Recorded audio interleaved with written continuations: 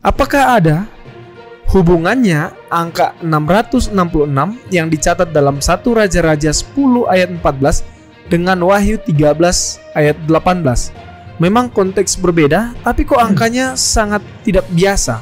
Saya coba baca pendeta. 1 Raja-Raja 10 ayat 14.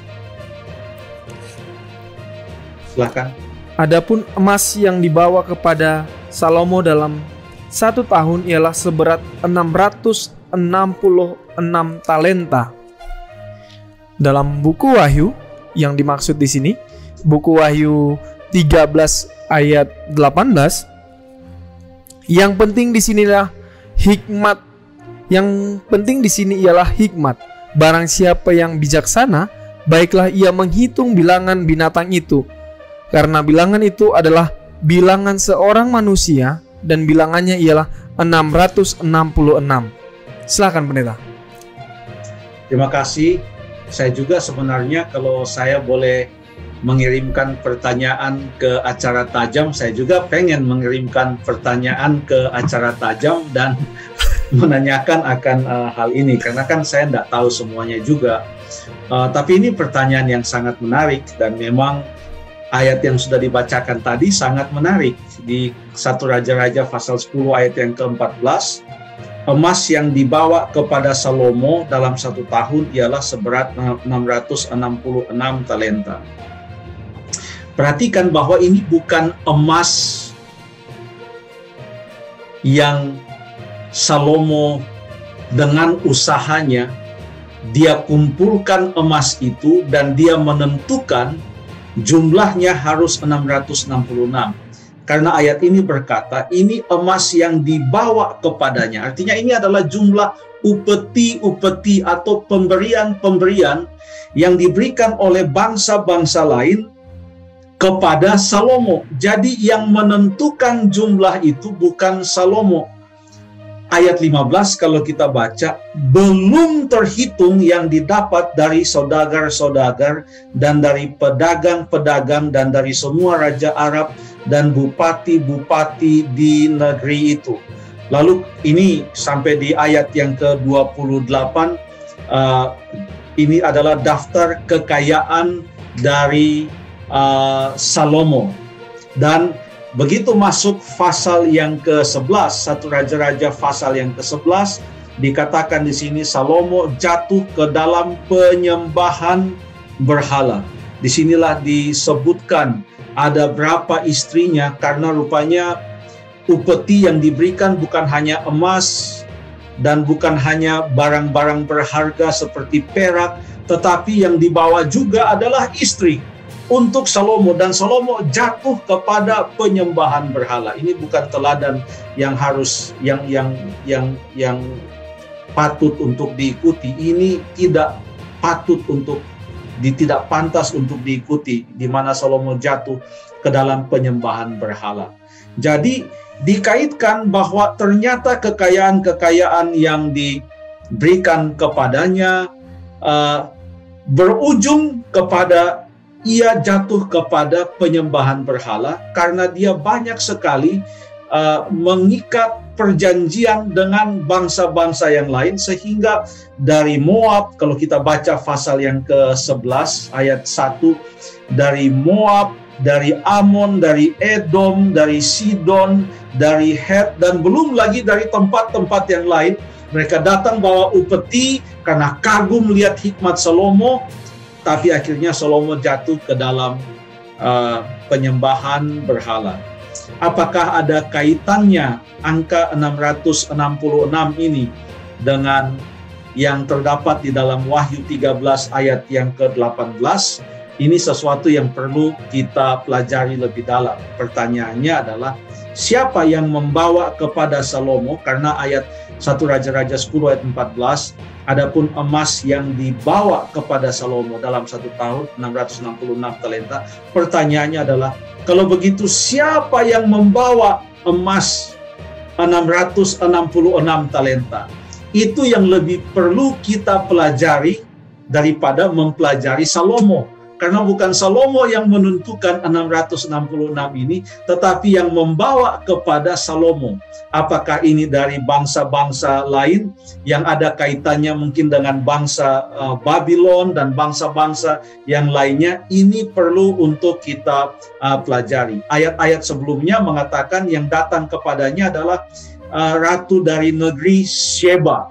Apakah dia? Belum tentu.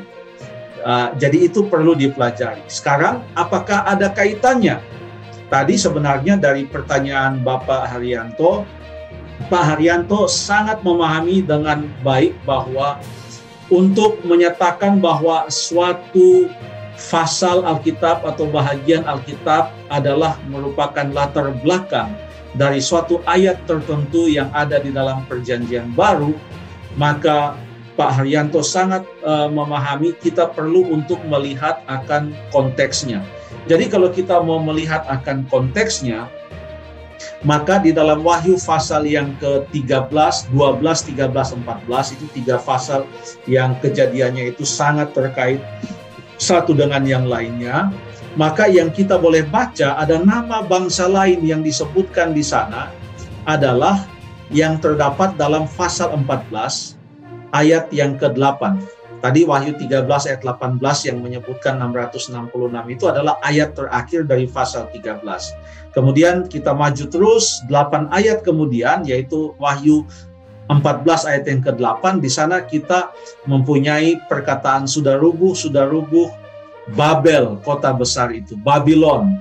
Jadi kalau kita mau cari latar belakang yang paling cocok untuk Wahyu pasal yang ke-13 ayat 18, seharusnya kita datang kepada Babel atau Babylon, di mana keterangan yang paling banyak tentang Babel atau Babylon ini adalah yang terdapat di dalam kitab Daniel. Kita ingat ceritanya dalam Daniel pasal yang kedua, raja itu mendapatkan mimpi patung. Lalu di mana kepala emas dan dada perak, perut, pinggang tembaga dan selanjutnya. Tapi Raja Nebukadnezar mau membuat sebuah patung yang semuanya adalah dari emas.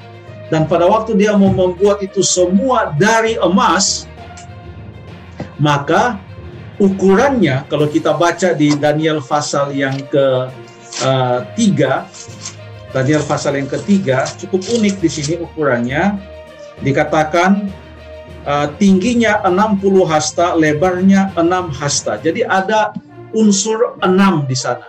60, lalu kemudian 6, lalu kemudian musik-musik yang digunakan, yang disebutkan nama musik itu di ayat yang ke-5, itu ada 6 jenis musik. Jadi rupanya angka 6 ini adalah suatu angka yang sangat digunakan di kerajaan Babylon. Mungkin kalau ada yang mau meneliti lebih lanjut adalah meneliti siapa yang mempunyai konsep kalau ini bukan kebetulan yang terjadi dalam 1 Raja-Raja 10 ayat yang ke-14.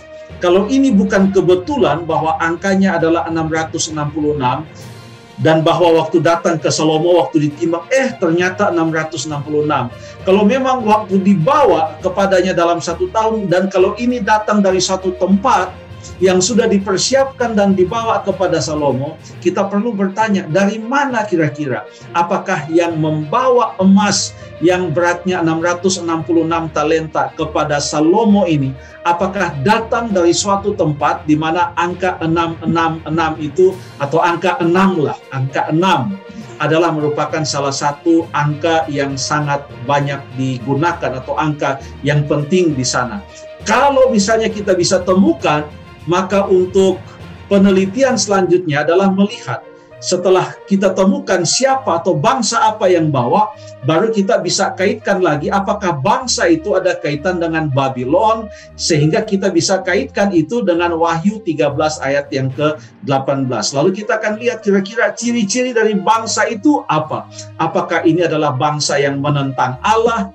Ini apakah bangsa yang menghujat Allah? Kalau memang ini adalah bangsa yang menghujat Allah dan yang menentang Allah, yang membawa emas 666 talenta kepada Salomo, maka itu ada kaitannya nanti dengan Wahyu pasal 13, karena Wahyu pasal 13 menggambarkan tentang suatu kekuasaan yang digambarkan oleh binatang itu yang menentang Allah dan menghujat Allah. Nah, kalau itu bisa kita temukan, baru kita bisa kaitkan. Jadi, yang saya sampaikan ini mungkin PR juga untuk Pak Haryanto untuk belajar lebih lanjut, tapi ini menarik. Demikianlah caranya kita mempelajari Alkitab, supaya kita lebih mendalaminya dengan lebih baik. Terima kasih.